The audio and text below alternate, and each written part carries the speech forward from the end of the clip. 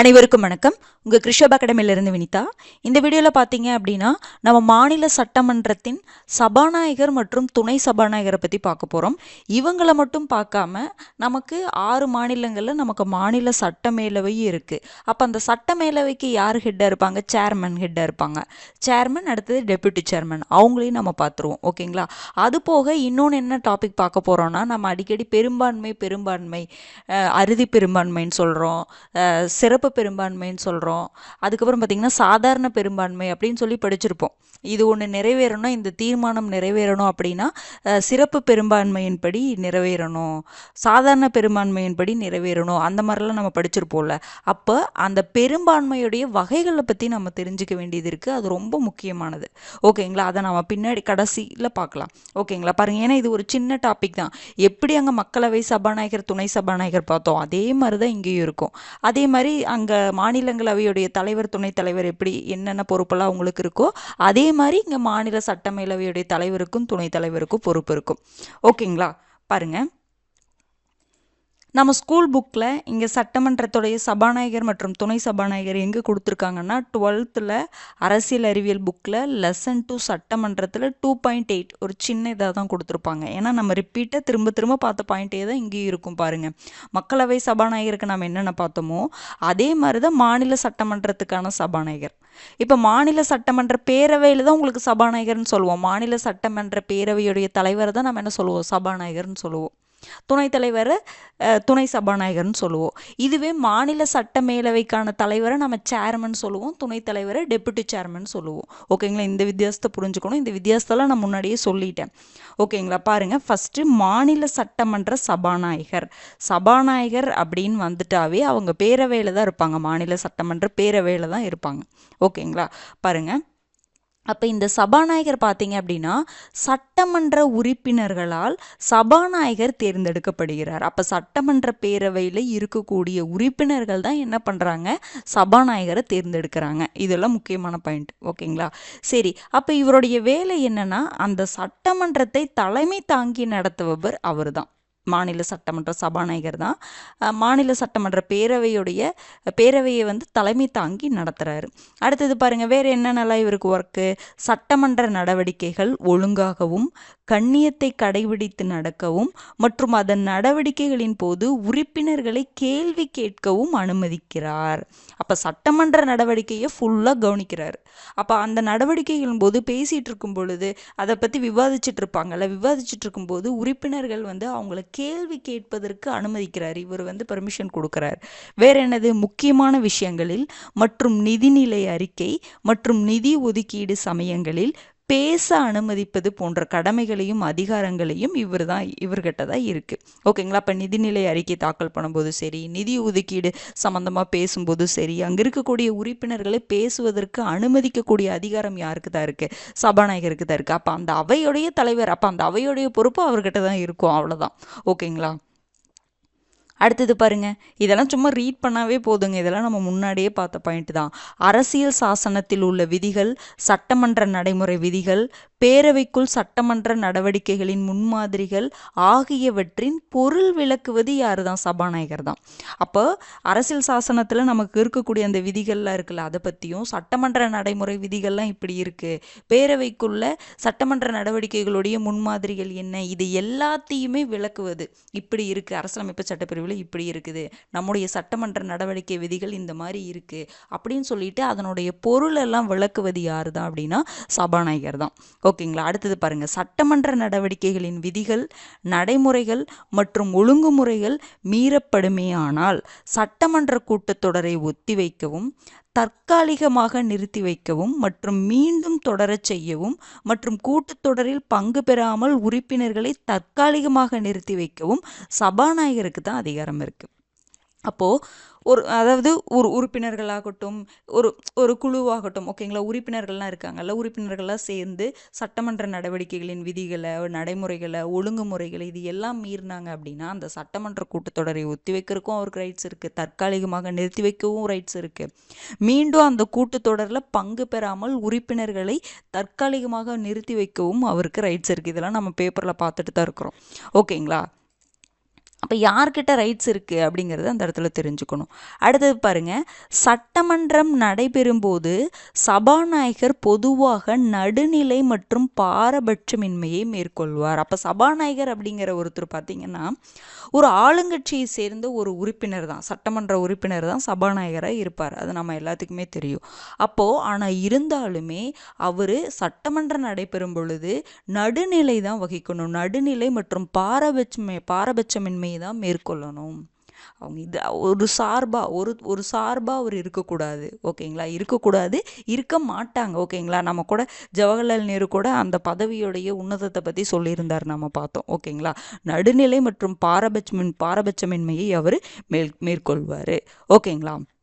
அடுத்தது பாருங்க, ஒரு முன்வரைவு மற்றும் தீர்மானத்தின் மீது முடிவெடுக்க முடியாமல் வாக்கு சமநிலையில் இருந்தால் சபாநாயகரின் வாக்கு மிக முக்கியத்துவம் பெறுகிறது. அப்போ இது நம்ம முன்னாடியே பார்த்தோம் இல்லைங்களா, அங்க மத்திய சட்டமன்றத்தில் ஆர்டிக்கல் 100 எதை பற்றிங்க பேசும்? அவைத்தலைவருடைய அந்த முடிவு வாக்கை பற்றி பேசுவோம். ஆர்டிக்கல் 100 2 தலைவர், அதாவது லோக்சபாவுடைய சேர்மன், அடுத்தது லோக்சபாவுடைய ஸ்பீக்கர், ராஜ்யசபாவுடைய சேர்மன், அவங்களுடைய, அதாவது இப்போ ஏதோ ஒரு விஷயத்துக்காக வாக்களிக்கிறாங்க, உறுப்பினர்கள்லாம் வாக்களிக்கிறாங்க அப்படின்னா 2 சைடும் சமநிலையில் இருக்குது. ஆதரவான கருத்துக்களுக்கு ஒரு குறிப்பிட்ட பேர் வாக்களித்த மாதிரியே எதிரான இதுக்கும் குறிப்பிட்ட பேர் அதே எண்ணிக்கையில் வாக்களிச்சிருக்காங்க அப்படின்னா அதுதான் சம வாக்கு. அந்த இடத்துல நம்ம எதற்கு ஒப்புதல் தெரிவிக்கிறேன்னு ஒரு குழப்பம் வரும்ல. அப்போ அந்த வாக்குகள் சமநிலையில் இருக்குது அப்படின்னா அப்போ லோக்சபாவில் அந்த மாதிரி ஒரு நடக்குது. ஓகேங்களா, அந்த வாக்களிப்பு நடக்கும் பொழுது வாக்கு சமநிலையில் நடக்குது அப்படின்னா அப்போ லோக்சபாவுடைய சேர்மன் என்ன பண்ணுவார்? தன்னுடைய ஒரு வாக்கு அளிப்பார்.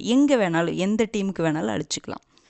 ஓகேங்களா, அதே மாதிரி ராஜ்யசபாவில் சேர்மன் என்ன பண்ணுவார்? தன்னுடைய ஒரு வாக்கை அளிப்பார். ஓகேங்களா, அதுதான் நம்ம என்ன சொல்லுவோம்? முடிவு வாக்குன்னு சொல்லுவோம்ல. அதே மாதிரி தான் இங்கேயும் சட்டமன்ற பேரவையில் சபாநாயகர் வாக்களிப்பார், முடிவு வாக்கு. அதே மாதிரி பார்த்தீங்கன்னா சட்டமேலவை தலைவர் முடிவு வாக்கு அளிப்பார். அதை பற்றி சொல்லக்கூடிய ஆர்டிக்கல் தான் ஆர்டிக்கல் 189 கிளாஸ் 1.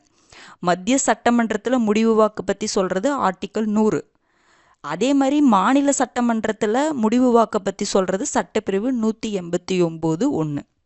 ஓகேங்களா, அப்போ சபாநாயகருக்கும் இருக்குது, அந்த அவையுடைய தலைவருக்கு இருக்குது அப்படிங்கிறது ஞாபகம் வச்சுக்கோங்க. ஓகேங்களா, பாருங்கள், முடிவு வாக்கு, அந்த முடிவு வாக்கு 2 பேர்த்த பற்றியுமே சொல்லுது. மாநில சட்டமன்ற சபாநாயகர் மற்றும் மாநில சட்டமேலவையில் தலைவருக்கு இந்த முடிவு வாக்கு ரைட்ஸ் இருக்குது, விருப்புரிமை அதிகாரம் இருக்குது. ஓகேங்களா, அங்கே என்னது லோக்சபா ஸ்பீக்கருக்கும் ராஜ்யசபா சேர்மனுக்கும் இருக்குது. இது புரிஞ்சுதுங்களா? இதெல்லாம் நம்ம முன்னாடியே பார்த்த பாயிண்ட்டு. இங்கே ஆர்டிக்கல் மட்டும் வேறு, அவ்வளோதான். அங்கே ஆர்டிக்கல் 100, இங்கே ஆர்டிக்கல் 189(1) முடிவு வாக்கை பற்றி சொல்லுது. ஓகேங்களா. அடுத்தது பாருங்க, உறுப்பினர்களின் நடத்தையை ஒழுங்குபடுத்துவதில் மற்றும் சட்டமன்ற நடவடிக்கைகளை குறித்து அல்லது சட்டமன்றத்தில் ஒழுங்கை பராமரிப்பது ஆகியவற்றில் சபாநாயகரின் முடிவே இறுதியானது. அப்போ உறுப்பினர்களுடைய அந்த நடத்தையை ஒழுங்குபடுத்துறதுக்கு, சட்டமன்ற நடவடிக்கைகளை குறித்து அல்லது சட்டமன்றத்தில் ஒழுங்கை பராமரிப்பது, இது தொடர்பாக சபாநாயகர் எந்த முடிவு எடுத்தாலும் அந்த முடிவு தான் இறுதியானது. ஓகேங்களா, பாருங்க, அம்மாதிரி விஷயங்களில் சபாநாயகரின் நடவடிக்கைகளில் நீதிமன்றம் குறுக்கிடக்கூடாது. இந்த ஒழுங்குபடுத்துவதற்காக அவர் எடுக்கக்கூடிய நடவடிக்கைகளின் மீது என்ன பண்ண முடியாது? நீதிமன்றம் குறுக்கிட முடியாது. ஓகேங்களா, இதில் சபாநாயகர் முடிவு தான் இறுதியானது. அடுத்தது பாருங்க, அனைத்து குழுக்களின் தலைவர்களையும் சபாநாயகர் தான் நியமிக்கிறார். அப்போ மாநில சட்டமன்றத்தில் எல்லா குழுக்களுடைய தலைவர்களையும் மாநில சட்டமன்ற சபாநாயகர் தான் நியமிக்கிறார் மற்றும் அவர்களின் செயல்பாடுகளையும் மேற்பார்வையிடுகிறார். சட்டப்பேரவையின் பதவிக்காலமே சபாநாயகரின் பதவிக்காலம். அப்போ சபாநாயகருடைய பதவிக்காலம் என்னதுங்க? 5 வருஷம். சட்டப்பேரவை எவ்வளோ வருஷம் இருக்குதோ அதுதான். ஆனால் இருப்பினும் சில டைம் என்ன பண்ணுவாங்க? சட்டப்பேரவையை கலைச்சிருவாங்கல்ல. அப்போ சட்டப்பேரவை முன்னாடி 5 வருஷத்துக்கு முன்னாடியே கலைக்கிறாங்க அப்படின்னா, இருப்பினும் சட்டப்பேரவை கலைக்கப்பட்டாலும் அடுத்த அவை கூடும் வரை சபாநாயகராக பதவி வகிக்கிறார். இது ரொம்ப ரொம்ப முக்கியமான பாயிண்ட்டுங்க. அதாவது என்னன்னா, இப்போ அவர் சபாநாயகருடைய பதவிக்காலம் 5 வருஷம்தான். ஆனால் பார்த்தீங்கன்னா சில டைம் என்ன பண்ணுறாங்க, சட்டப்பேரவையை ஏதோ ஒரு காரணத்துக்காக என்ன பண்ணுறாங்கன்னா கலைக்கிறாங்க. அப்படி கலைக்கும் பொழுது அமைச்சரவை அப்படியே கலைஞ்சு போயிடும். அப்போ சபாநாயகருடைய பதவியும் போகுமான்னு கேட்டால் அப்போ போகாது. அடுத்த அவை கூடுற வரைக்கும், ஓகேங்களா, அந்த அவை கலைஞ்சு மீண்டும் அடுத்த அவை கூடுற வரைக்கும் அவர் சபாநாயகராக தான் பதவி வகிப்பார். அமைச்சரவை ஃபுல்லாகவே கலைஞ்சிரும், ஆனால் சபாநாயகருடைய பதவி மட்டும் அடுத்த அவை கூடும் வரைக்கும் நிலைத்து இருக்கும். இது ரொம்ப முக்கியமான பாயிண்ட்டு. ஓகேங்களா. அடுத்தது பாருங்க, அவை கூடும்போது குறைந்தபட்ச அளவு உறுப்பினர்களின் எண்ணிக்கை இல்லாவிட்டால் கூட்டத்தை ரத்து செய்யவோ அல்லது ஒத்திவைக்கவோ சபாநாயகருக்கு அதிகாரம் உண்டு. இப்போ ஒரு அவை கூடணும்னு வச்சுக்கோங்களே, நம்ம கோரம்னு ஒன்று பார்த்தோம், ஞாபகம் இருக்குங்களா? 10ல் 1 பங்கு உறுப்பினர்கள் இருந்தால் மட்டும்தான் அந்த கூட்டத்தை நடத்தவே முடியும். அப்படி 10ல் 1 பங்கு எண்ணிக்கை உறுப்பினர்கள் இல்லை, கலந்து கொள்ளலை அப்படின்னா அந்த கூட்டத்தை ரத்து செய்வதற்கும் ஒத்திவைக்கவும் யாருக்கு அதிகாரம் இருக்குது? சபாநாயகருக்கு அதிகாரம் இருக்குது. குறைந்தபட்ச அளவு உறுப்பினர்களின் எண்ணிக்கைன்னா நம்ம அதை என்ன சொல்லுவோம்? கோரம் சொல்லுவோம். ஞாபகம் இருக்குங்களா? நம்ம படிச்சிருக்கிறோம். 10ல் 1 பங்கு உறுப்பினர்கள் கலந்து கொண்டால் மட்டும்தான் அந்த அவை கூட்டத்தை நடத்த முடியும்.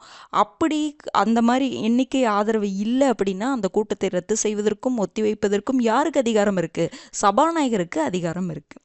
அடுத்தது பாருங்க, கட்சித்தாவல் தடை சட்டத்தின்படி ஒரு சட்டமன்ற உறுப்பினரை, மாநில சட்டமன்ற உறுப்பினரை தகுதி இழப்பு செய்யக்கூடிய அதிகாரம் சபாநாயகருக்கு இருக்கு. எப்படி மத்திய அளவில் மக்களவை சபாநாயகருக்கு இருக்குதோ அதே மாதிரி மாநில அளவில் மாநில சட்டமன்ற சபாநாயகருக்கு இருக்கு. அவ்வளோதான். ஓகேங்களா. அங்கே இருக்கிறது அப்படியே தான். ஓகேங்களா. அப்போ கட்சித்தாவல் தடை சட்டத்தின்படி ஒரு உறுப்பினரை பதவி நீக்க செய்யக்கூடிய அதிகாரம் யாருக்கு இருக்குது? சபாநாயகர்கிட்ட இருக்குது. மத்திய அளவில்னா மக்களவை சபாநாயகர், மாநில அளவில் அப்படின்னா மாநில சட்டமன்ற சபாநாயகர். அவ்வளோதான். ஓகேங்களா. இதெல்லாம் உங்களுக்கு ரிவைஸ் பண்ணுற மாதிரி தான் இருக்கும். ஓகேங்களா. அப்போ பார்த்தீங்கன்னா இப்போ இதில் என்னென்ன பார்க்கணும், இதெல்லாம் சும்மா சின்ன சின்ன பாயிண்ட். அந்த சட்டமன்ற பேரவையுடைய அந்த நடவடிக்கைகள் ஃபுல்லாக அவர் தான் மேற்பார்வையிடுறாரு. அது சில அந்த விதிகள் அது சம்மந்தமாலாம் என்ன பண்ணுறாரு, விளக்கம் கொடுக்குறாரு, பொருள் விளக்குறாரு, அதெல்லாம் பார்த்தோம். அதுக்கப்புறம் பார்த்தீங்க அப்படின்னா அது தலைமை தாங்கிறதே அவர் தான், அந்த அவையுடைய தலைவரே அவர் தான். அப்போ அந்த அவையுடைய கட்டுப்பாடே அவர்கிட்ட தான் இருக்கும். ஓகேங்களா. இது எல்லாம் அதை சொல்கிற மாதிரி தான் இந்த பாயிண்ட்ஸ்லாம் இருக்கும் பாருங்கள். அப்புறம் சட்டமன்ற கூட்டத்தொடரை ஒத்தி வைக்கிறதாகட்டும், நிறுத்தி வைக்கிறதாகட்டும், உறுப்பினர்களை பங்கு பெறாமல் தற்காலிகமாக நிறுத்தி வைக்கிறதாகட்டும், அது எல்லாம் சபாநாயகருக்கு தான் அதிகாரம் இருக்குது. அடுத்தது அவர் பார்த்தீங்கன்னா நடுநிலை மற்றும் பாரபட்சமின்மையை மேற்கொள்வார், அது நமக்கு தெரியும். அடுத்தது ரொம்ப முக்கியமானது இந்த சட்டப்பிரிவு 189. சட்டப்பிரிவு 189 அப்படிங்கிறது முடிவு வாக்கை பற்றி பேசுது. முடிவு வாக்குனா என்ன? ஒரு அவையில் வாக்கு சமநிலையில் இருக்குது அப்படின்னா ஒரு பக்கம் நான் முன்னாடியே சொல்லியிருக்கேன், 100 பேர் அந்த விஷயத்துக்கு ஆதரவு தெரிவிக்கிறாங்க, 100 பேர் அந்த விஷயத்துக்கு எதிர்ப்பு தெரிவிக்கிறாங்க. அப்போ 2 வாக்கும் உங்களுக்கு சமநிலையில் இருக்கும் பொழுது எப்படி நம்ம முடிவெடுக்க முடியாதுல்ல. அப்போது ஏதோ ஒரு இடத்துல ஒரு வாக்கு போச்சு அப்படின்னா அப்போ நம்ம முடிவெடுக்க முடியும். அப்போ அந்த இடத்துல யார் போய் போடுவா? அந்த அவைத்தலைவர் போய் வாக்களிப்பார். அது மக்களவையிலையும் நடக்குது, மாநிலங்களவையும் நடக்குது, கீழே மாநில சட்டமன்ற அவையிலையும் நடக்குது, மாநில சட்டமன்ற மேலவையிலையும் நடக்குது. ஓகேங்களா. அப்போ அங்கே நடக்கிறது மக்களவை மாநிலங்களவையிலையும் இந்த முடிவு வாக்கு பற்றி சொல்கிறது ஆர்டிக்கல் 100. இங்கே மாநில சட்டமன்றத்தில் முடிவு வாக்கு பற்றி சொல்கிறது சட்டப்பிரிவு 189(1). ஓகேங்களா. இது எல்லாத்துக்குமே பொதுவானது. புரிஞ்சுதுங்களா? இந்த முடிவு வாக்கு அப்படிங்கிறது அவையுடைய தலைவருக்கு பொதுவானது, ஆர்டிக்கல் மட்டும் வேற. ஓகேங்களா. புரிஞ்சிருக்குன்னு நினைக்கிறேன். அதுக்கப்புறம் அவர் எடுக்கக்கூடிய முடிவு சபாநாயகருடைய முடிவு இறுதியானது. அதில் நீதிமன்றம் தலையிட முடியாது. அனைத்து குழுக்களுடைய தலைவர்களையும் சபாநாயகர் தான் நியமிக்கிறாரு. அதுக்கப்புறம் குறைந்தபட்ச அளவு உறுப்பினர்களின் எண்ணிக்கை இல்லாவிட்டால் அந்த கூட்டத்தை ரத்து செய்வதற்கும் ஒத்திவைப்பதற்கும் சபாநாயகருக்கு அதிகாரம் இருக்கு. கட்சித்தாவல் தடை சட்டத்தின் அடிப்படையில் ஒருவரை பதவி நீக்கம் செய்ய தகுதி இழப்பு செய்யக்கூடிய அதிகாரம் யாருக்கு இருக்கு? சபாநாயகருக்கு இருக்கு. ஓகேங்களா. சரி, இப்போ சபாநாயகரை பதவி நீக்கம் எப்படி பண்ணுவாங்க? நம்ம அங்கே என்னங்க பார்த்தோம், மக்களவை சபாநாயகருக்கு பார்த்தோம்ல, அதே தான். ஆனால் 2க்குமே ஒன்று மட்டும் ஆட் பண்ணிக்கோங்க. அங்கேயும் இதை நீங்கள் ஆட் பண்ணும், ஒரே ஒரு பாயிண்ட் அங்கேயும் ஆட் பண்ணிக்கோங்க. ஓகேங்களா. பொதுவாக இங்கே சபாநாயகர்னா இந்த இடத்துல நான் யாரை சொல்கிறேன்? மக்களவையுடைய சபாநாயகரையும் சொல்கிறேன். லெஜிஸ்லேட்டிவ் அசம்பிளி மாநில சட்டமன்றத்தில் சபாநாயகர் இருப்பாங்கல்ல, 2 பேர்த்துக்குமே இது காமன், இந்த பதவி நீக்கம். ஒரே ஒரு பாயிண்ட் மட்டும், அன்னைக்கு நான் சொன்னதில் ஒரே ஒரு பாயிண்ட் மட்டும் எக்ஸ்ட்ரா நீங்கள் ஆட் பண்ணும் பாருங்கள். பதவி நீக்க தீர்மான அறிவிப்பு அவையின் மொத்த உறுப்பினர்களில் 1/4 உறுப்பினர்களின் ஆதரவுடன் சபாநாயகரிடம் வழங்க வேண்டும். அதாவது இப்போ நம்ம முன்னாடியே பார்த்தோம், பதவி நீக்க தீர்மான அறிவிப்பை நீங்கள் அந்த மக்களவையிலையோ இல்லை மாநிலம் அப்படின்னா மாநில சட்டமன்றத்துலேயோ நம்ம கொண்டு வரணும் அப்படின்னா என்ன பண்ணணும், ஒரு 14 நாட்களுக்கு முன்னாடியே சபாநாயகருக்கு அறிவிப்பு கொடுக்கணும்னு பார்த்தோமா. அந்த அறிவிப்பு கொடுக்கறக்கே எத்தனை பேர்த்தோட கையெழுத்து வேணும்னு சொல்கிறாங்கன்னா 1/4 உறுப்பினர்களின் ஆதரவுனா எனது சைன் வேணும். இந்த பாயிண்ட்டை தான் அங்கே நான் ஆட் பண்ணாமல் விட்டுருப்பேன், இந்த பாயிண்ட் ஆட் பண்ணிக்கோங்க. அதாவது என்னென்னா, இது நம்ம முன்னாடியே பார்த்துட்டோம். அவையில் அவருடைய சபாநாயகருடைய பதவி நீக்க தீர்மானம் அறிமுகப்படுத்துவதற்கு 14 நாட்களுக்கு முன்னாடியே சபாநாயகருக்கு என்ன கொடுக்கணும், நோட்டீஸ் கொடுக்கணும்னு நம்ம பார்த்தோம்ல. அப்போ அந்த நோட்டீஸ் எப்படிப்பட்டதாக இருக்கணும் அப்படின்னா, அதுக்கு ஆதரவாக 1/4 உறுப்பினர்கள் கையெழுத்து போட்டிருக்கணும். அப்படி கையெழுத்து போட்டால் மட்டும்தான் அவர்கிட்ட நோட்டீஸே அனுப்ப முடியும். புரிஞ்சுதுங்களா? இந்த பாயிண்ட்டை மட்டும் நீங்கள் எக்ஸ்ட்ரா ஆட் பண்ணிக்கணும். அப்போ பதவி நீக்க தீர்மானம் அறிவிப்பு அவையின் மொத்த உறுப்பினர்களில் 1/4 உறுப்பினர்களின் கையொப்பமுடன் சபாநாயகர்கிட்ட வழங்கணும். அதுவும் எப்போ வழங்கணும், அந்த அறிவிப்பு அவையில், அந்த தீர்மானம் அவையில் அறிமுகப்படுத்துவதற்கு 14 நாட்களுக்கு முன்னாடியே சபாநாயகருக்கு கொடுக்கணும். இந்த ஒரு பாயிண்ட் தான் எக்ஸ்ட்ராவான பாயிண்ட். அந்த அறிவிப்பு கொடுக்கறதுக்கு இவ்வளோ பங்கு ஆதரவு வேணும்.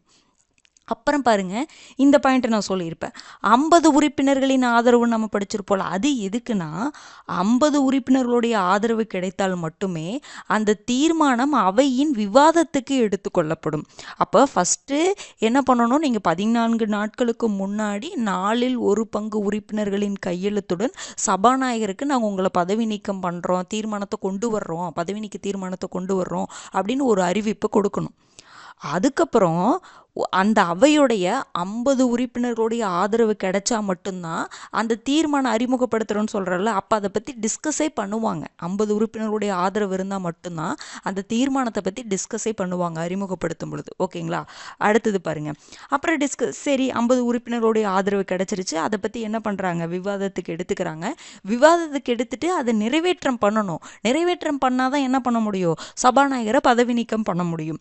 அப்போது பின்பு அவையின் அறுதி பெரும்பான்மை ஆதரவுடன் பதவி நீக்க தீர்மானம் நிறைவேற்றப்பட்டால் சபாநாயகர் பதவி விலகுவார். அப்போ அவையுடைய டிஸ்கஸ் பண்ணுறாங்க. டிஸ்கஸ் பண்ணிட்டு இந்த அறுதி பெரும்பான்மை கிடைச்சிச்சு அப்படின்னா அவரை பதவி நீக்கம் பண்ணிடுவாங்க. அப்போ அந்த அறுதி பெரும்பான்மை அப்படின்னா என்ன, அறுதி பெரும்பான்மை ஆதரவுனா என்ன அப்படின்னா, அறுதி பெரும்பான்மை அப்படின்னா அவையின் மொத்த உறுப்பினர்களின் எண்ணிக்கையில் 50% மேலே. அப்போ அதில் ரொம்ப முக்கியமான பாயிண்ட்டு, அந்த அவையின் மொத்த உறுப்பினர்களின் எண்ணிக்கையில் நீங்கள் என்ன பண்ணணும், காலி இடத்தை கழிச்சிடணும். ஓகேங்களா? இப்போ நம்ம எடுத்துக்கலாம். இப்போ நம்ம தமிழ்நாடு சட்டமன்றத்தை எடுத்துக்கலாம். 234 பேர் இருக்காங்க. ஓகேங்களா? ஒரு காலி இடம் ஒரு 4 இருக்குது. 4 காலி இடம் இருக்குன்னு வச்சுக்கோங்களேன். அப்போ 230 பேர் தான் இருப்பாங்க. ஒரு எக்ஸாம்பிளுக்காக சொல்கிறேன். அப்போ 230ல் 50%, இதில் 50%க்கு மேலே இருக்கணும். ஓகேங்களா? நீங்கள் அவையின் மொத்த உறுப்பினர்களின் எண்ணிக்கையில் 50%க்கு மேலேனா நம்ம எதில் 50%க்கு மேலே எடுத்துக்குவோம், இந்த 234 50% எடுத்துக்குவோம். இந்த காலி இடத்தையும் கழித்து அதில் 50%க்கு மேலே தான் எடுக்கணும். அதுதான் நம்ம என்னதுங்க, அறுதி பெரும்பான்மை, எஃபெக்டிவ் மெஜாரிட்டி. ஓகேங்களா? புரிஞ்சிச்சா? அறுதி பெரும்பான்மைனா அப்போ எஃபெக்டிவ் மெஜாரிட்டி படி தான் ஸ்பீக்கரும் சரி, டெபுட்டி ஸ்பீக்கரும் சரி, சபாநாயகர், துணை சபாநாயகர், அங்கே தான் மக்களவை சபாநாயகர், மக்களவை துணை சபாநாயகர். இங்கே மாநில சட்டமன்ற சபாநாயகர், மாநில சட்டமன்ற துணை சபாநாயகர். அடுத்தது பார்த்திங்கன்னா மாநிலங்களவையுடைய துணை தலைவர், சேர்மன். தலைவர் வரமாட்டார், டெப்யூட்டி சேர்மன் வருவார், சேர்மன் வரமாட்டார். சேர்மன் தான் யாருங்க, துணை குடியரசுத் தலைவர். அப்போ மாநிலங்களவையுடைய டெப்யூட்டி சேர்மன் வருவாங்க.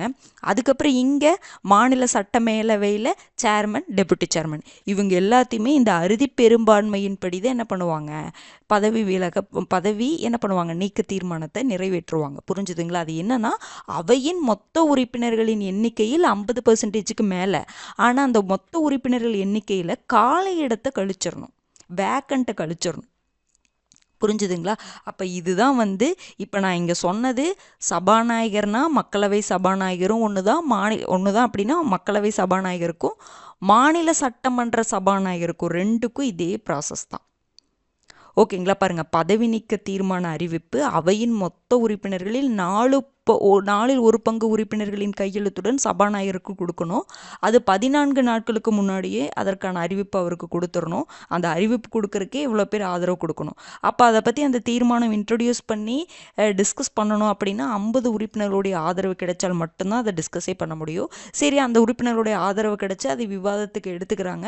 விவாதத்துக்கு எடுத்து அந்த தீர்மானத்தை நிறைவேற்றணும் அப்படின்னா அவையுடைய அறுதி பெரும்பான்மை ஆதரவு கிடைக்கணும். அப்போ அறுதி பெரும்பான்மை ஆதரவு அப்படின்னா அவையின் மொத்த உறுப்பினர்களின் எண்ணிக்கையில் காலி இடத்தை கழிச்சுக்கணும். அதில் 50%க்கு மேலே. புரிஞ்சுதுங்களா?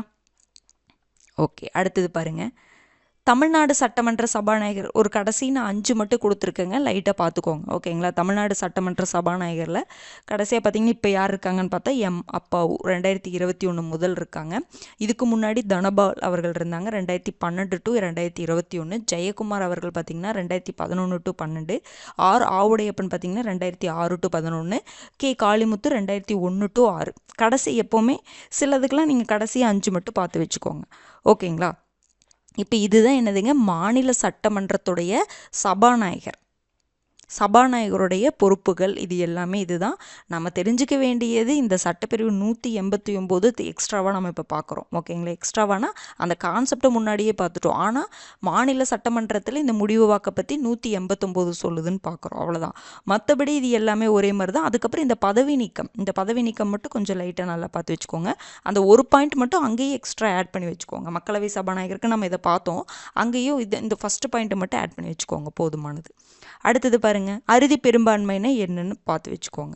அடுத்தது பாருங்க, மாநில சட்டமன்ற துணை சபாநாயகர். அப்போ மாநில சட்டமன்ற துணை சபாநாயகரையும் சட்டமன்ற உறுப்பினர்கள் தங்களில் ஒருவரை துணை சபாநாயகரையும் என்ன பண்ணிக்குவாங்க, தேர்ந்தெடுத்துக்குவாங்க.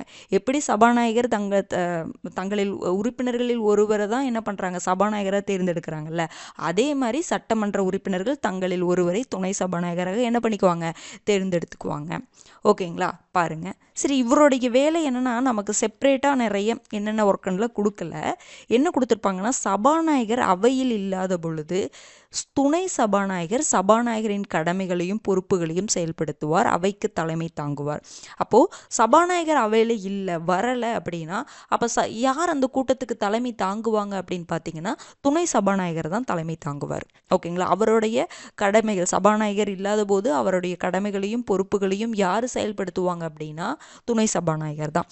அப்போ துணை சபாநாயகர் சபாநாயகர் இல்லாத போது அந்த பொறுப்புகளை கடமைகளை நிறைவேற்றாரு பார்த்தீங்களா. அதில் என்ன சொல்கிறாங்கன்னா, துணை சபாநாயகருக்கு சமமான அதிகாரங்கள் அவைக்குள் உண்டு.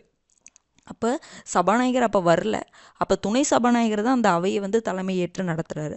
அந்த சுச்சுவேஷனில் சபாநாயகருக்கு என்னென்னலாம் அதிகாரம் இருக்கோ அதே அதிகாரம் துணை சபாநாயகருக்கும் இருக்கும். ஓகேங்களா, சரி, அடுத்தது பாருங்கள், சபாநாயகர் மற்றும் துணை சபாநாயகர் இருவரும் அவையில் இல்லை, ஆப்சண்ட் ஆகிட்டாங்க. ஓகேங்களா, அவையில் இல்லை, பதவியே காலியிடமாக இருக்குது. அப்படி காலியிடமாக வச்சுருக்க மாட்டாங்க, அவங்க இல்லைன்னு வச்சுக்கோங்க. அவையில் உள்ள மூத்த உறுப்பினர் யார் வேண்டுமானாலும் அவைக்கு தலைமை தாங்கலாம். அது யாரை யார் நியமிப்பாங்க, அந்த மூத்த உறுப்பினரை யாரை நியமிப்பாங்கன்னா ஆளுநர். அப்போ சபாநாயகரும் இல்லை, துணை சபாநாயகரும் இல்லை, அப்போ அந்த கூட்டத்தை யாருங்க தலைமை ஏற்று நடத்துவது? மூத்த உறுப்பினர் யாராவது ஒருத்தர் என்ன பண்ணலாம், தலைமை ஏற்று நடத்தலாம். அப்போ அந்த மூத்த உறுப்பினர் அவங்களை யார் நியமிப்பாங்க அப்படின்னா ஆளுநர் நியமிப்பாங்க. அங்கே மத்திய சட்டமன்றத்தில் குடியரசுத் தலைவர். ஓகேங்களா, அடுத்தது பாருங்க, சபாநாயகர் மற்றும் துணை சபாநாயகர் கீழ்கண்ட காரணங்களால் பதவியை இழப்பர். சரி, சபாநாயகரும் சரி துணை சபாநாயகரும் சரி எந்தெந்த காரணங்களால் பதவி இழக்கிறாங்க அப்படின்னா பதவியை ராஜினாமா செய்கிறாங்கன்னு வச்சுக்கோங்க. பதவி விலகல் ராஜினாமா செய்கிறாங்க அப்படின்னா அந்த பதவியிடம் காலியாகும். அப்போ சபாநாயகர் தன்னுடைய பதவியை ராஜினாமா பண்ணுறாங்கன்னா ராஜினாமா கடிதத்தை யார்கிட்ட கொடுக்கணும்னா துணை சபாநாயகர்கிட்ட. துணை சபாநாயகர் தன்னுடைய பதவியை ராஜினாமா பண்ணுறாங்கன்னா ராஜினாமா கடிதத்தை யார்கிட்ட கொடுக்கணும், சபாநாயகர்கிட்ட. ஓகேங்களா, அடுத்தது தனது சட்டப்பேரவை உறுப்பினர் பதவியை துறக்கும் பொழுது, அப்போது இவர் அதாவது சட்டமன்ற உறுப்பினரை தானே ஒருத்தரை தானே சபாநாயகராக நியமிக்கிறாங்க. அப்போ தன்னுடைய உறுப்பினர் பதவியை அவர் துறந்தார் அப்படின்னா அவர் அந்த சட்டமன்றத்தில் உறுப்பினராகவே இருக்க மாட்டாராங்க. அவங்க எப்படி சபாநாயகராக இருக்க முடியும்? அதனால் தன்னுடைய சட்டப்பேரவை உறுப்பினர் பதவியை துறக்கும் பொழுது சபாநாயகர் பதவியும் துணை சபாநாயகர் பதவியும் காலியாயிரும் அவங்களுக்கு. ஓகேங்களா? அடுத்தது பாருங்க. அவையின் அறுதி பெரும்பான்மையுடன் பதவி நீக்க தீர்மானம் நிறைவேற்றப்பட்டுச்சுன்னா, அதை நான் சொன்னேன் பார்த்தீங்களா? பதவி நீக்க தீர்மானம் அந்த ப்ராசஸ் அதே தான். 4/1 உறுப்பினர்கள் என்ன பண்ணுவாங்க, சைன் போட்டு அறிவிப்பு கொடுப்பாங்க. 14 நாட்களுக்கு முன்னாடி அறிவிப்பு கொடுக்கணும். 50 உறுப்பினருடைய ஆதரவு தேவை. அதுக்கப்புறம் பார்த்தீங்க அப்படின்னா அறுதி பெரும்பான்மையுடன் நிறைவேற்றப்பட்டுச்சு அப்படின்னா, பதவி நீக்க தீர்மானம் நிறைவேற்றப்பட்டுச்சுன்னா சபாநாயகர் மற்றும் துணை சபாநாயகர் தன்னுடைய பதவியை என்ன பண்ணிடுவாங்க, இழந்துருவாங்க. ஓகேங்களா? அப்போ அதே தான் இது என்னதுன்னா, 2 பேருமே இல்லை, சபாநாயகரும் இல்லை துணை சபாநாயகரும் இல்லைன்னா மூத்த உறுப்பினரும் ஒருத்தர் ஆளுநர் நியமிப்பாங்க அவைக்கு தலைமை தாங்குவதற்கு. ஓகேங்களா? இது ஈஸி தான், ரொம்ப ஈஸியாக தான் இருக்கும். நீங்கள் லைட்டாக பார்த்துக்கிட்டாவே போதுமானது தான். ஒரு டைம் இப்போ கேட்குறீங்களே, இதுவே உங்களுக்கு மெமரி ஆயிருக்கும். இதில் எக்ஸ்ட்ரா போய் நம்ம படிக்க வேண்டியது எதுவுமே கிடையாது. இது மாநில சட்டமன்றத்துடைய துணை சபாநாயகர். ஓகேங்களா? இப்போ நம்ம மாநில சட்டமன்றத்துடைய சபாநாயகரையும் பார்த்துட்டோம், துணை சபாநாயகரையும் பார்த்துட்டோம், எப்படி பதவி நீக்கம் பண்ணுறாங்க அப்படிங்கிறதையும் நம்ம பார்த்துட்டோம். இப்போ நாம் என்ன பார்க்க போகிறோன்னா, நம்ம தமிழ்நாட்டுக்கு சட்டமேலவை கிடையாது, ஆனால் 6 மாநிலங்களுக்கு லெஜிஸ்லேட்டிவ் கவுன்சில் இருக்குது. அப்போ லெஜிஸ்லேட்டிவ் கவுன்சில் இருக்குன்னா அங்கே ஒரு தலைவர் இருப்பார், அங்கே துணைத் தலைவர் இருப்பார், சேர்மன் இருப்பார், டெபுட்டி சேர்மன் இருப்பாங்க. அவங்கள பற்றி தான் நம்ம பார்க்க போகிறோம். ஓகேங்களா? சட்டமேலவை தலைவர் மற்றும் துணைத் தலைவர். அப்போ அதான் பாருங்கள், சட்ட மேலவையை நடத்துபவர் யாருங்க? மேலவை தலைவர் தான். அப்போ சேர்மன், இங்கிலீஷில் சொல்லணும் அப்படின்னா சேர்மன். அவையை நடத்துவர், சட்ட மேலவையை நடத்துபவர் மேலவை தலைவர். தலைவர் மற்றும் துணைத் தலைவர், சேர்மன் மற்றும் டெபுட்டி சேர்மன் ஆகியோர் யாரால் தேர்ந்தெடுக்கப்படுறாங்க? அந்த சட்டமேலவை உறுப்பினர்களால் தான் தேர்ந்தெடுக்கப்படுறாங்க. ஓகேங்களா? தலைவர் இல்லாத போது, சேர்மன் இல்லை அப்படின்னா துணைத் தலைவர் மேலவையை தலைமை தாங்குவார். அப்போ அங்கேயே அப்படி தானே, இங்கே பார்த்தோம்ல, அதாவது மாநில சட்டமன்ற பேரவையில் எப்படி சபாநாயகர் இல்லைன்னா துணை சபாநாயகர் பார்த்துக்குவார்ல, இங்கேயும் அதே மாதிரி தான். தலைவர் இல்லைன்னா துணைத் தலைவர் பார்த்துக்குவார். அடுத்து பாருங்க, தலைவர் சேர்மன் தன்னுடைய பதவி விலகல் கடிதத்தை யார்கிட்ட கொடுக்கணும்? துணைத் தலைவர்கிட்ட கொடுக்கணும். அதே மாதிரி துணைத் தலைவர் தன்னுடைய பதவியை ராஜினாமா பண்ணணும் அப்படின்னா பதவி விலகல் கடிதத்தை யார்கிட்ட கொடுக்கணும்? தலைவர்கிட்ட கொடுக்கணும், சேர்மன்ட்டு கொடுக்கணும். இங்கே தலைவர்னு சொல்கிறது சட்ட மேலவையுடைய தலைவர், சேர்மனை பற்றி நான் சொல்லிட்டு இருக்கிறேன். ஓகேங்களா? அப்படியே தான் அங்கே சட்டமன்ற பேரவையில் பார்த்தோம்ல, சபாநாயகரும் துணை சபாநாயகரும் எந்த மாதிரி பொறுப்பு, இங்கேயும் தலைவருக்கும் துணைத் தலைவருக்கும் அதே மாதிரி பொறுப்பு. ஓகேங்களா? அடுத்தது பாருங்க, இவங்களை எப்படி பதவி நீக்கம் பண்ணுவாங்க? அதே ப்ரொசீஜர் தான். இவர்கள் மேலவை உறுப்பினர்களால் அறுதி பெரும்பான்மை ஆதரவுடன் பதவி நீக்கம் செய்யப்படலாம். ஆனால் 14 நாட்களுக்கு முன்னதாக அறிவிப்பு கொடுக்கணும். எப்படி சபாநாயகரையும் துணை சபாநாயகரையும் பதவி நீக்கம் பண்ணாங்க, அதே மாதிரி தான் மேலவை தலைவரையும் மேலவை துணைத் தலைவரையும் என்ன பண்ணும்? பதவி நீக்கம் பண்ண முடியும். அறுதி பெரும்பான்மை ஆதரவு தேவைப்படும். ஆனால் என்னது, அந்த தீர்மானம் கொண்டு வர்றதுக்கு 14 நாட்களுக்கு முன்னாடியே என்ன பண்ணணும்? நோட்டீஸ் கொடுக்கணும் அவங்களுக்கு. ஓகேங்களா? இரு பதவியும் காலியாக இருந்துச்சுன்னா, தலைவர் பதவியும் காலியாக இருக்குது, துணைத் தலைவர் பதவியும் காலியாக இருக்குது அப்படின்னா என்ன பண்ணுவார்? அப்போ ஆளுநர் அவையின் மற்றொரு உறுப்பினை என்ன பண்ணுவார்? அவைத்தலைவராக செயல்பட நியமிப்பார். இதுவும் அங்கே அதே மாதிரி தான் இருந்துச்சு. அடுத்தது பாருங்க, உறுப்பினர் பதவியை ராஜினாமா செய்யும் போது தலைவர் மற்றும் துணைத் தலைவர் பதவி காலியாகும். ஆமாம், சட்ட மேலவையுடைய உறுப்பினரில் ஒருத்தர் தான் தலைவராக இருப்பாங்க, துணைத் தலைவராக இருப்பாங்க. அப்போ அவங்க தன்னுடைய உறுப்பினர் பதவியை ராஜினாமா பண்ணிட்டாங்கன்னா ஆட்டோமேட்டிக்காக அவங்களுடைய தலைவர் பதவி துணைத் தலைவர் பதவி காலி ஆயிரும் இல்லைங்களா? அதே தான். அடுத்தது பாருங்க, மாநில சட்டமன்ற பேரவை சபாநாயகர், லெஜிஸ்லேட்டிவ் அசம்பிளியுடைய சபாநாயகர், துணை சபாநாயகர் மற்றும் மாநில சட்ட மேலவை, இது சட்டப்பேரவைன்னு போடாதீங்க, சட்ட மேலவை. ஓகேங்களா? லெஜிஸ்லேட்டிவ் கவுன்சில், சட்ட மேலவை தலைவர் மற்றும் துணைத் தலைவர் ஆகியோரது ஊதியம் மற்றும் சலுகைகளை மாநில சட்டமன்றம் நிர்ணயிக்கும். அப்போ மாநில சட்டமன்ற பேரவையுடைய சபாநாயகர், துணை சபாநாயகர், அப்புறம் மாநில சட்ட மேலவை லெஜிஸ்லேட்டிவ் கவுன்சிலுடைய தலைவர் மற்றும் துணைத் தலைவர், இவங்களோட ஊதியம் மற்றும் சலுகைகளை யார் நிர்ணயிப்பாங்க அப்படின்னு பார்த்தீங்கன்னா மாநில சட்டமன்றம் தான் நிர்ணயிக்கும். ஓகேங்களா? சரி, இவங்களுக்கான சேலரி எங்கிருந்து எடுத்து கொடுக்குறாங்கன்னா மாநில தொகுப்பு நிதியிலிருந்து எடுத்து கொடுப்பாங்க. கன்சாலிடேட்டட் ஃபண்ட் ஆஃப் ஸ்டேட், மாநில தொகுப்பு நிதியிலிருந்து எடுத்து கொடுப்பாங்க. ஓகேங்களா? இப்போ அதே மாதிரி தான் எப்படி உங்களுக்கு மக்களவை சபாநாயகர், துணை சபாநாயகர், அதே மாதிரி இங்கே உங்களுக்கு என்ன வரும்? சட்டமேலவையுடைய தலைவர், துணைத் தலைவர் இருப்பாங்க. புரிஞ்சுதுங்களா? எதுவுமே போட்டு கன்ஃபியூஸ் ஆகிக்காதீங்க. உங்களுக்கு புரிஞ்சுதுங்களா? அங்கே இருக்குது, மத்திய சட்டமன்றத்துலேயும் சபாநாயகர் போஸ்ட் இருக்குது, இங்கேயும் சபாநாயகர் போஸ்ட் இருக்குது. அங்கேயும் சட்டமேலவையில் தலைவர், துணைத் தலைவர் இருக்காங்க, மாநில அளவுலேயும் சட்டமேலவை தலைவர், துணைத் தலைவர் இருக்காங்க. எல்லாத்துக்கும் அங்கே எப்படியோ இங்கேயும் அதே மாதிரி. அங்கே மத்திய அளவில் அதிகாரம் இருக்குன்னா இங்கே மாநில அளவில் அவங்களுக்கான அதிகாரம் இருக்குது. புரிஞ்சுதுங்களா? இன்னொன்று நான் சொல்கிறேன், திரும்ப திரும்ப சொல்கிறேன், நீங்கள் மத்திய அரசு பார்க்காம எடுத்தோன்னே மாநில அரசு பார்த்தீங்கன்னா நான் சொல்கிறது புரியாது ஃப்ரெஷ்ஷருக்கு. நீங்கள் அதை பார்த்துட்டு இதை பாருங்கள், அப்போ தான் இன்னும் நல்லாவே புரியும். நீங்கள் ஃபஸ்ட்டு டாப்பிக்லேருந்து பார்த்துட்டு வாங்க. நடுவில் ஏதோ ஒரு டாபிக் நான் பார்க்குறேன், ஃபண்டமெண்டல் ரைட்ஸ் நான் எடுத்தோன்னே படிக்கிறேன் அப்படின்னு நீங்கள் படிக்காதீங்க தயவு செஞ்சு. எந்த சப்ஜெக்டாக இருந்தாலுமே முதல்ல இருந்து பார்த்துட்டு வாங்க, அப்போ தான் உங்களுக்கு புரியும். இல்லைன்னா ஏன்னா சின்ன சின்ன பேசிக் அங்கங்கே ஒரு வீடியோவில் நம்ம இடையில சொல்லியிருப்போம். அப்போ இங்கே சொல்லும் பொழுது புரியணும் அப்படின்னா நம்ம அதை முன்னாடியே பார்த்துருக்கணும். நான் அதுக்காக தான் சொல்கிறேன். ஓகேங்களா? ஏன்னா இனி இடையில நீங்கள் பார்த்தீங்கன்னா இனிமேல் வரக்கூடிய டாபிக் இடையில ஏதோ ஒரு டாபிக் எடுத்து பார்த்தீங்கன்னா கண்டிப்பாக புரியவே புரியாது. மாநில அரசு பார்க்கறதுக்கு முன்னாடி அட்லீஸ்ட் மத்திய அரசு பார்த்துருக்கணும் கண்டிப்பாக.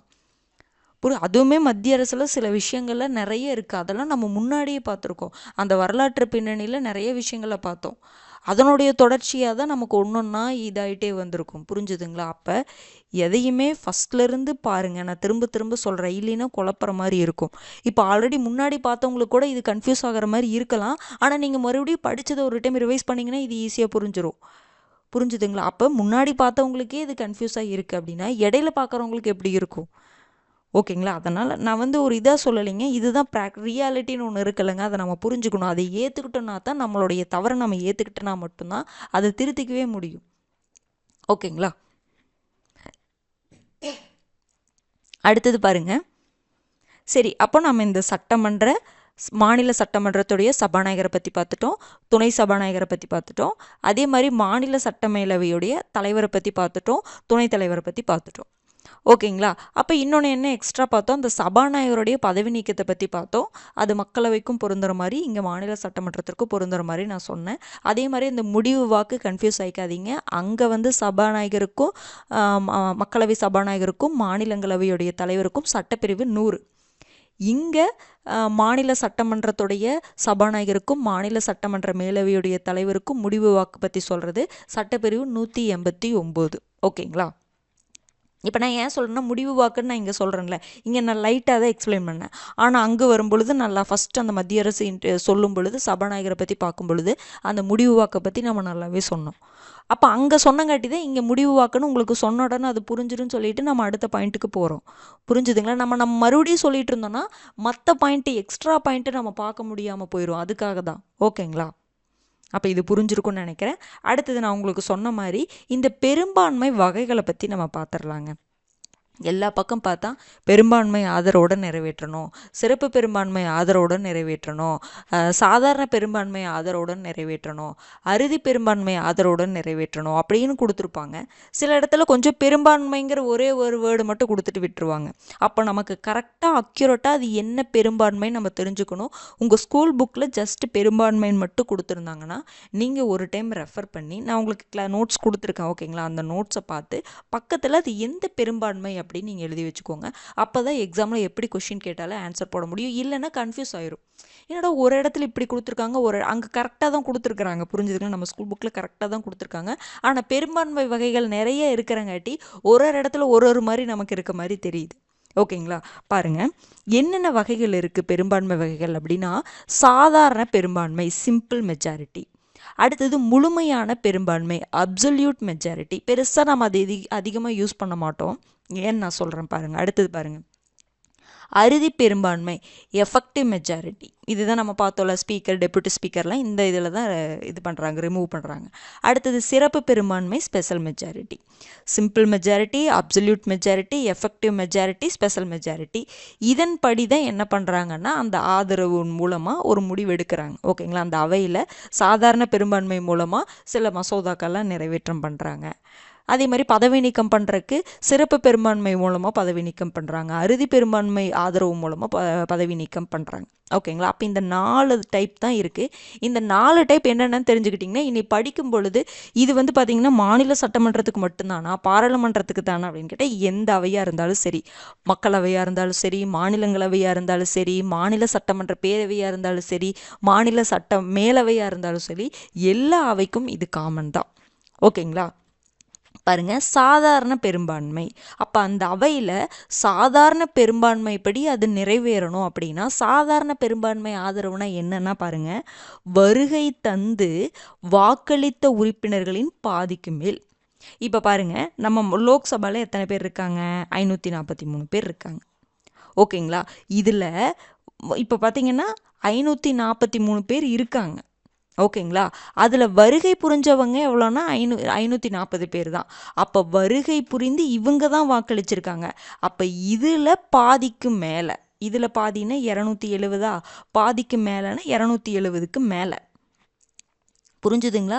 வருகை புரிந்து இதில் பாதிக்கு மேலேன்னு எடுத்துக்கூடாது. சாதாரண பெரும்பான்மை இதுதான் மொத்த உறுப்பினர்கள் லோக்சபாவில். ஓகேங்களா?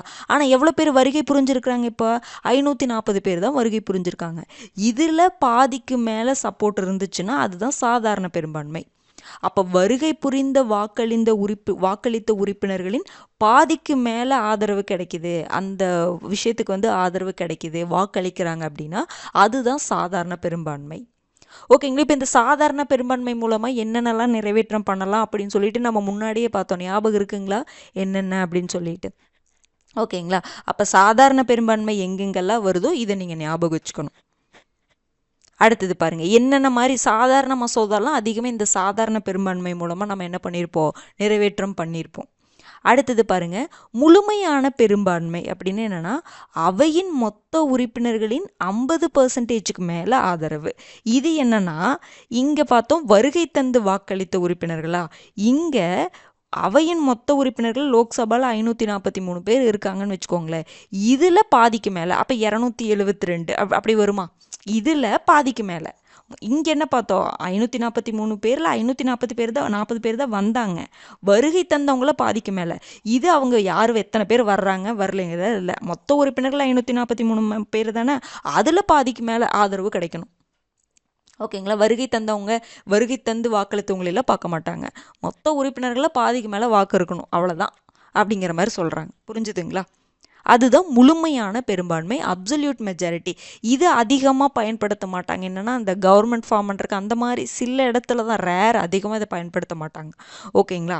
அடுத்தது பாருங்கள், இந்த அறுதி பெரும்பான்மை ரொம்ப ரொம்ப ரொம்ப முக்கியமானது, எஃபெக்டிவ் மெஜாரிட்டி.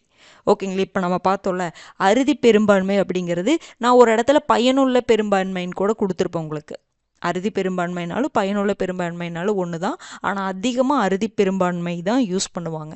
ஓகேங்களா? பாருங்கள், அப்போ அறுதி பெரும்பான்மை அப்படின்னு என்னென்னா அவையின் அறுதி எண்ணிக்கையில் 50%க்கு மேலே. அப்போ அறுதி எண்ணிக்கைன்னா என்ன? முன்னாடியே நம்ம சொன்னோமா, அவையின் மொத்த உறுப்பினர்களின் எண்ணிக்கையில் காலி இடத்தை கழிச்சுக்கணும்.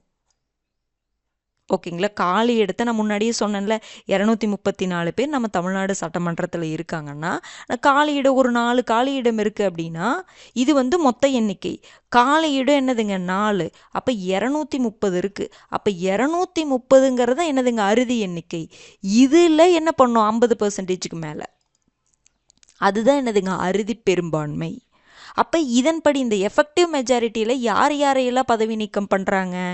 துணை குடியரசுத் தலைவர் பதவி நீக்க தீர்மானம் நிறைவேற்ற மாநிலங்களவையில் தேவைப்படும் பெரும்பான்மை. ஒருத்தர் கூட எனக்கு இது டவுட்டில் கூட கேட்டிருந்தீங்க, கமெண்ட்டில் கூட டவுட்டாக கேட்டிருந்தீங்க. அதாவது துணை குடியரசுத் தலைவரை பதவி நீக்கம் பண்ணணும் அப்படின்னா ஃபஸ்ட்டு எங்கே தான் அறிமுகப்படுத்த முடியும்? அந்த பதவி நீக்க தீர்மானத்தை எங்கே தான் அறிமுகப்படுத்த முடியும்? ராஜ்யசபாவில் தான் அறிமுகப்படுத்த முடியும், மாநிலங்களவையில் தான் அறிமுகப்படுத்த முடியும்னு பார்த்தோம். ஓகேங்களா? ஆனால் குடியரசுத் தலைவரை பதவி நீக்க தீர்மானம் கொண்டு வரணும் அப்படின்னா ராஜ்யசபாலையும் அறிமுகப்படுத்தலாம், லோக்சபாலையும் அறிமுகப்படுத்தலாம், அதுக்கப்புறம் 2 அவையிலையும் நிறைவேற்றம் பண்ணணும். இது நமக்கு தெரியும். இப்போ நம்ம துணை குடியரசுத் தலைவரை பதவி நீக்கம் பண்ணணும் அப்படின்னா அந்த தீர்மானத்தை ஃபஸ்ட்டு எங்கே இன்ட்ரடியூஸ் பண்ணணும்? ராஜ்யசபாவில் இன்ட்ரடியூஸ் பண்ணணும். அப்போ அறிமுகப்படுத்தினதுக்கப்புறம் எப்படி இதை நிறைவேற்றம் பண்ண முடியணும் அப்படின்னா, அறுதி பெரும்பான்மை ஆதரவு கிடைச்சிச்சுன்னா நிறைவேற்றம் பண்ணதான் அர்த்தம். அதுக்கப்புறம் என்ன பண்ணுவாங்க, லோக்சபாக்கு அனுப்புவாங்க. அங்கே லோக்சபாவில் சிம்பிள் மெஜாரிட்டி இருந்தால் போதும்.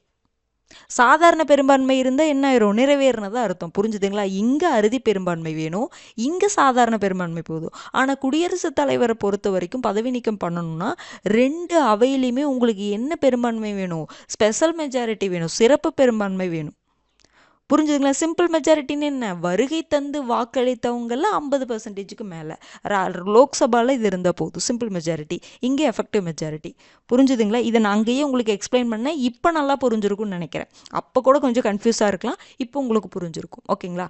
அடுத்தது மக்களவை சபாநாயகரை, துணை சபாநாயகரை பதவி நீக்கம் தீர்மானம் நிறைவேற்றுவதற்கு, அடுத்தது மாநிலங்களவையுடைய துணைத் தலைவருடைய பதவி நீக்க தீர்மானம் நிறைவேற்றுவதற்கு, மாநில சட்டமன்ற சபாநாயகர் துணை சபாநாயகர் பதவி நீக்கம், மாநில சட்ட மேலவை தலைவர் மற்றும் துணைத் தலைவர் இவங்களோட பதவி நீக்க தீர்மானம் எல்லாம் நிறைவேற்றுவதற்கு அந்த அவையுடைய அறுதி பெரும்பான்மை ஆதரவு வேணும்.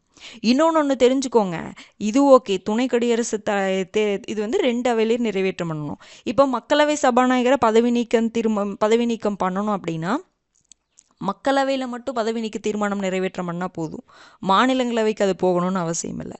அதே மாதிரி மாநிலங்களவையுடைய துணைத் தலைவரை பதவி நீக்கம் பண்ணோம் அப்படின்னா அந்த அவையில் அறுதி பெரும்பான்மையின்படி நிறைவேற்றம் பண்ணால் போதும், மக்களவைக்கு போக வேண்டியதில்லை. அதே மாதிரி தான் இங்கேயும், ஏன்னா அவங்க அந்த அவைக்கான தலைவர் தானே, அங்கே மட்டும் பதவி நீக்க தீர்மானம் நிறைவேற்றம் பண்ணுனா போதும். ஓகேங்களா? இது ஒரு டெஸ்ட்டை கூட உங்களுக்கு இது கொஷினை கேட்டிருந்தேன். ஓகேங்களா? துணை குடியரசுத் தலைவரை பொறுத்த வரைக்கும் 2 அவையிலேயும் வந்து மாநிலங்களவையில் அறுதி பெரும்பான்மை வேணும், லோக்சபாவில் சாதாரண பெரும்பான்மை வேணும். குடியரசுத் தலைவரை பொறுத்த வரைக்கும் மக்களவையிலையும் மாநிலங்களவை 2 அவையிலையுமே உங்களுக்கு என்ன வேணும், ஸ்பெஷல் மெஜாரிட்டி, சிறப்பு பெரும்பான்மை ஆதரவு வேணும். ஆனால் மக்களவை சபாநாயகருக்குன்னா துணை சபாநாயகருக்குன்னா அந்த அவையில் மட்டும் நிறைவேற்றம் பண்ணால் போதும் அறுதி பெரும்பான்மையின்படி.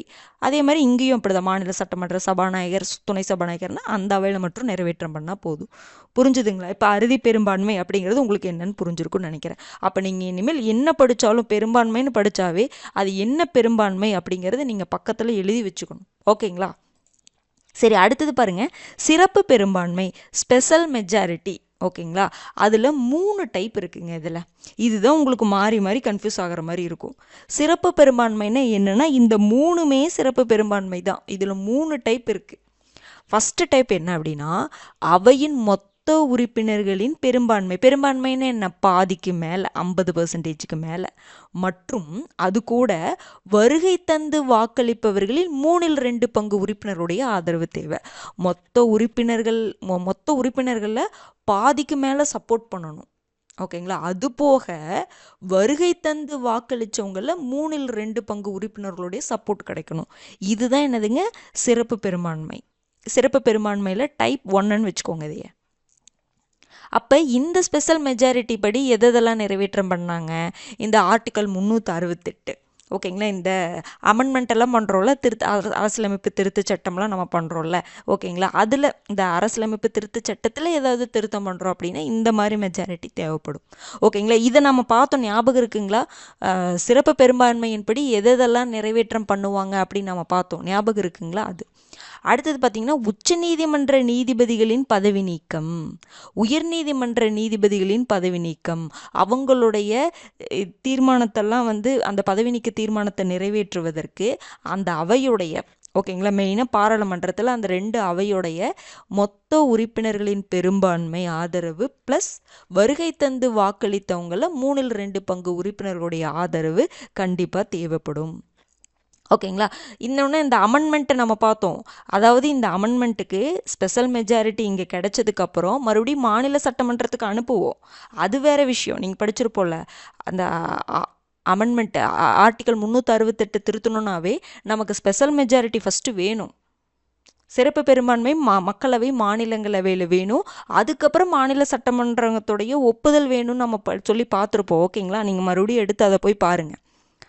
ஒரு சிறப்பு பெரும்பான்மைப்படி எதெல்லாம் நிறைவேற்றம் பண்ணுறோம், சாதாரண பெரும்பான்மைப்படி எதெல்லாம் நிறைவேற்றம் பண்ணுறோம், சிறப்பு பெரும்பான்மையுடன் மாநில சட்டமன்றங்களுடைய ஒப்புதல் எங்கெங்கெல்லாம் நிறைவேற்றம் பண்ணுறோம் அப்படின்னு பார்த்துக்கோங்க.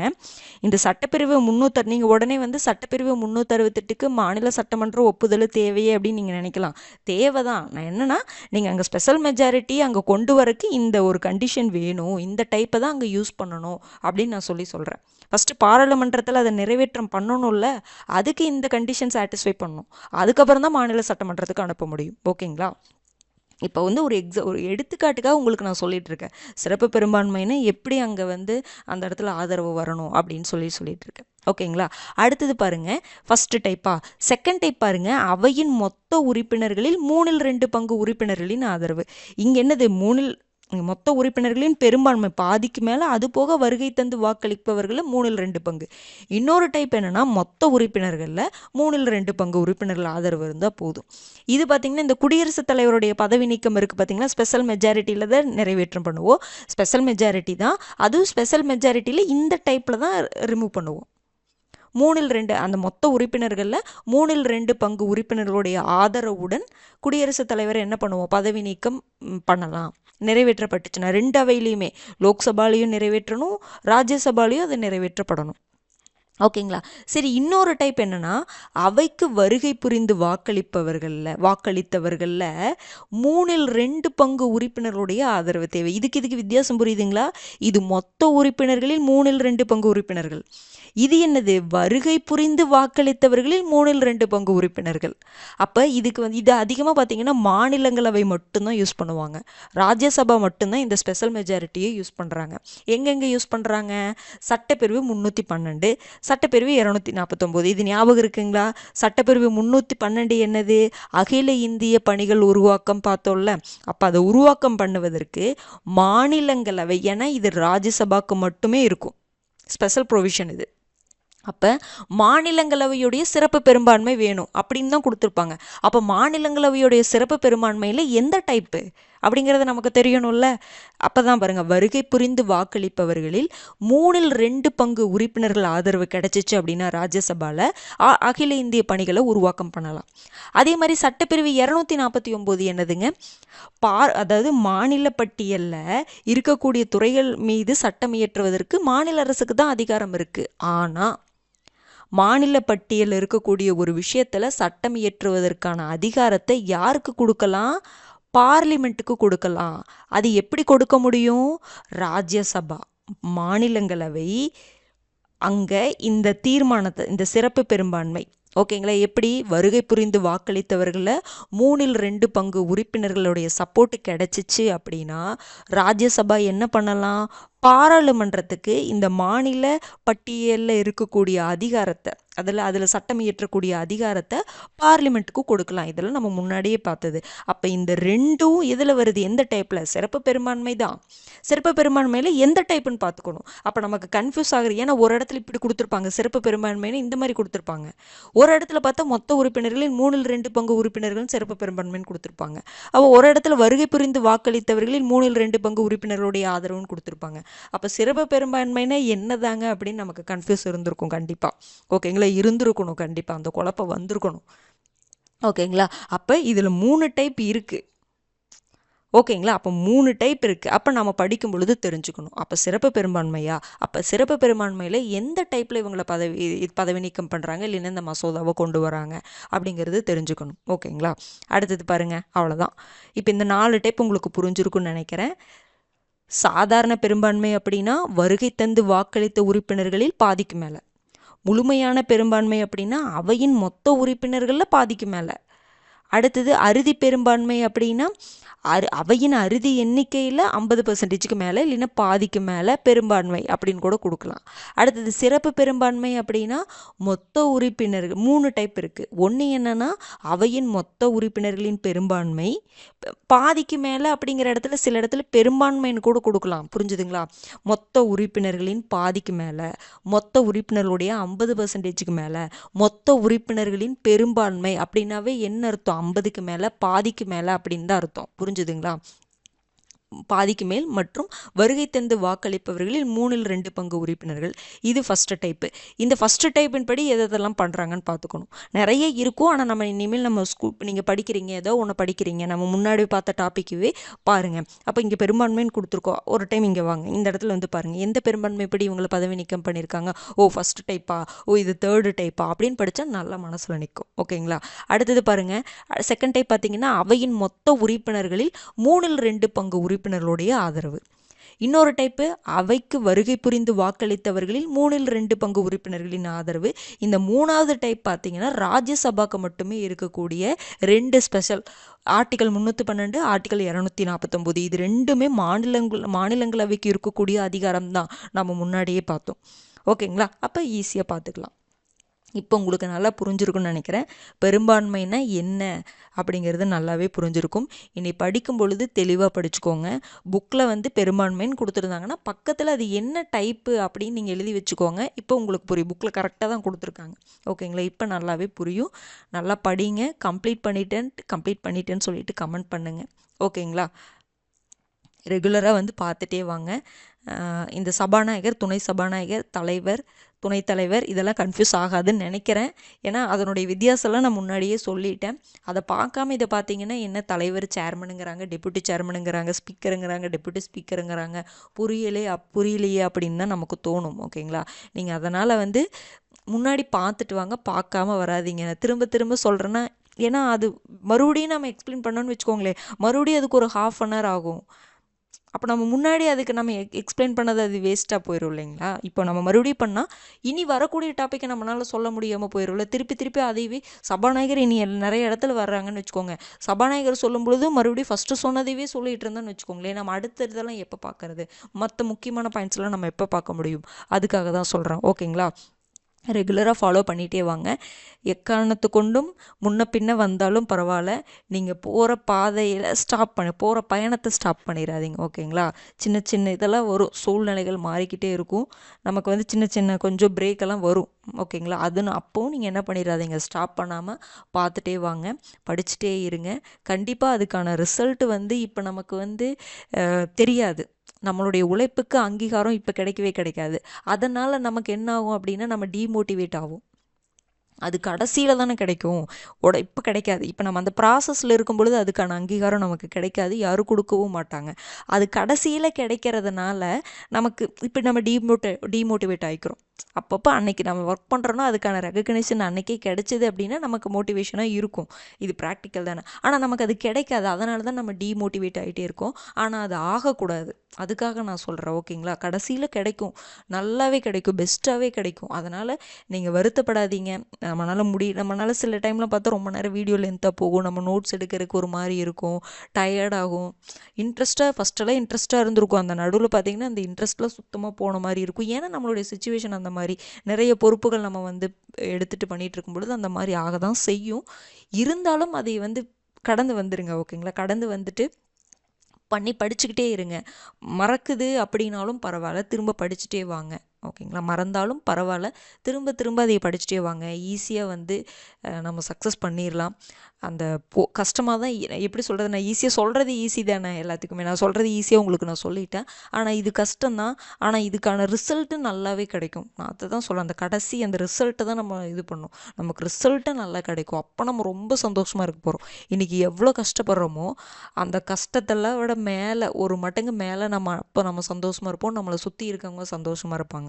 ஓகேங்களா. நம்மளை நம்பினாங்கல்ல, அவங்களுக்கு ஒரு நல்ல அந்த நம்பிக்கைக்கு நம்ம உண்மையாக இருக்கணும்ல. ஓகேங்களா. அப்போது எல்லாத்துக்குமே நம்ம சந்தோஷத்தை கொடுக்க முடியும். இப்போ நம்மளால் கொடுக்க முடியல, நம்ம வீட்டில் இருக்கிறவங்களுக்கும் சரி, நம்மளை நம்பியிருப்பாங்கள்ல அவங்களுக்கு நம்மளால் ஒரு சந்தோஷத்தை அதுவே நம்ம என்ன ஃபீல் பண்ணிகிட்ருப்போம்ல, நம்மளை நம்புகிறாங்களே, நம்ம ஒரு வேலை வாங்கலையே அப்படிங்கிற மாதிரி ஃபீலிங்ஸே எல்லாத்துக்குமே இருக்கும். ஆனால் அது கடைசியில் எல்லாமே மாறும். ஓகேங்களா. அதுக்காக தான் சொல்கிறேன். இப்போ உங்களுக்கு அதில் நீங்கள் டவுன் ஆனாலும் அதிலிருந்து வெளியில் வந்து படிக்க ஸ்டார்ட் பண்ணிடுங்க. அதுக்காக தான் நான் இங்கே சொல்லிகிட்டு இருக்கிறேன். ஓகேங்களா. டெய்லியும் வந்து படிச்சுட்டே இருங்க, நல்ல ரிசல்ட்டு கண்டிப்பாக கிடைக்கும். நம்ம முழு நம்பிக்கையுடன் என்ன பண்ணலாம் அப்படின்னா, இதில் முழு நம்பிக்கையுடன் இறங்கிட்டோம். அந்த நம்பிக்கை எக்காரணத்து கொண்டு நடுவில் மட்டும் குறைஞ்சிடவே கூடாது. ஏன்னா நான் பார்க்குறேன் குறைஞ்சிருச்சு, நிறைய பேர்த்துக்கு வந்து அந்த குறைஞ்சிட்டே வருது. அந்த ஃபஸ்ட்டு ஸ்டார்டிங்கில் கமெண்ட் பார்த்தீங்கன்னா அத்தனை பேர் கம்ப்ளீட் பண்ணிட்டேன்னு சொன்ன ஒரு விஷயம் போக போக அது அப்படியே டவுன் ஆகிட்டே வருது. ஏன் டவுன் ஆகுது யோசிச்சு பாருங்க. ஆனால் ஏன் போட சொன்னேன்னா இதுதான். அப்போ கடைசி வரைக்கும் யார் யாரெல்லாம் வர்றாங்க அப்படின்னு பார்க்குறக்காக தான் நான் போட சொன்னேன். அப்போ அந்த குறைஞ்சிட்டே வருது. அது ஏன் சில பேர் முன்ன பின்ன வரலாம், ஓகே தான், நான் அதை ஒத்துக்கிறேன். ஆனால் ரெகுலராக பண்ணிட்டு இருந்தவங்க திடீர்னு அதை ஸ்டாப் பண்ணுறாங்க. அப்போ என்ன ஆகுது அப்படின்னா அந்த இடத்துல நம்ம என்ன ஆகிறோம் அப்படின்னா பின்வாங்குறோம் அப்படிங்கிறத விட டவுன் ஆகிறோம். ஆனால் அதை தாண்டி நம்ம வரணும். ஓகேங்களா? பாருங்கள், படிங்க. அடுத்த வீடியோவில் சந்திக்கலாம். நன்றி.